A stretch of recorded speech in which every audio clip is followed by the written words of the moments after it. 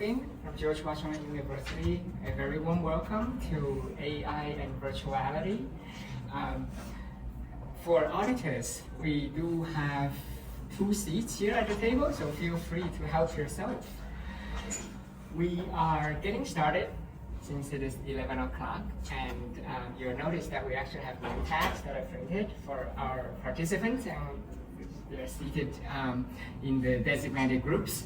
So I'll just say a few words about our seminar and we'll get underway. Our abstracts are online, but if you're not able to access the abstracts, I believe our discussion is inclusive enough for you to to follow along. You don't really necessarily need to know all the papers. What has Shakespeare to do with AI at all? I believe the answer is virtuality, embodiment, and disembodiment. Shakespeare has, in fact, often been used to launch new technologies. Think of the era of radio and telegram, but also as recent as when ChatGPT was released in late 2022, the selling point was that it can write sonnet rather than that it can do your laundry. The mundane tasks are not exciting. Art is exciting. And invariably, the marketing strategy of these companies, they somehow always reroute to Shakespeare. And Shakespeare gives credibility to a chatbot that claims to simulate historical figures' voices.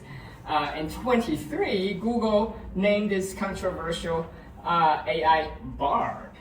To advertise its creative capacities, it has renamed it afterwards, but it used to be called Bard.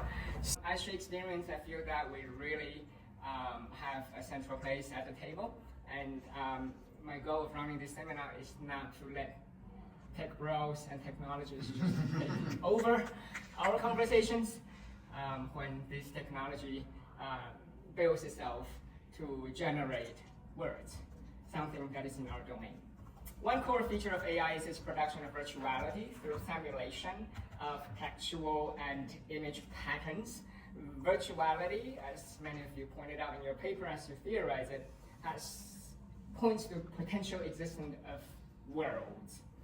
And this is a notion prevalent in early modern contemporary thoughts and fiction, of course.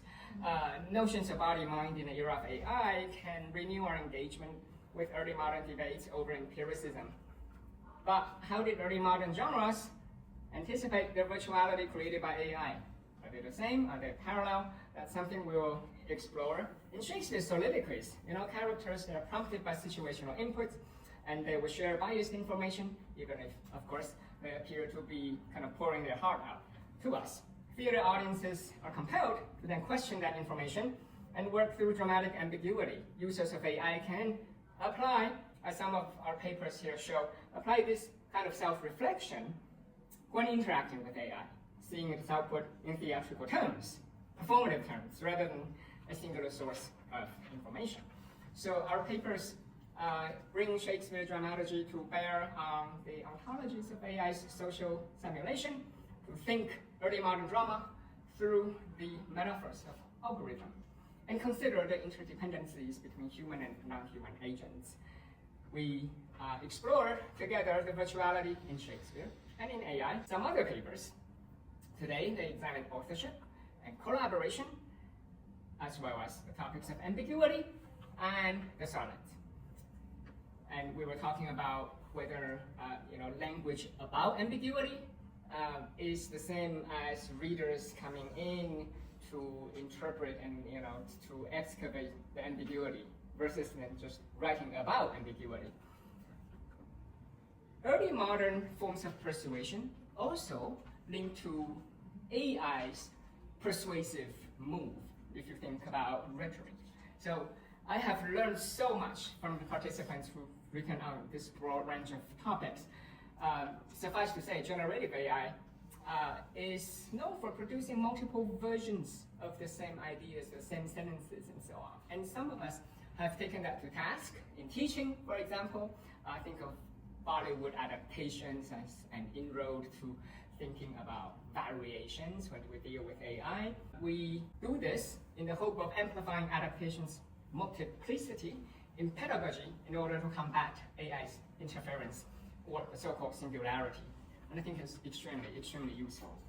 I wanted to provide educators a hands-on experience and more control. So behind me is my project, which you've received on the postcards as you walk into the room. It's called Teach Anything, and it's completely open source and open access. So this is a platform. It's not an AI, it's a platform for everyone to come in and build your own AI using medium weight open source LLM. So not heavyweight like the commercial ones. This is completely open source. You can choose among many different LLM, that is the point. One of them is Mistral, it's backed by the French government. And these are medium weight because the training range is much smaller. But it's useful for narrow AI.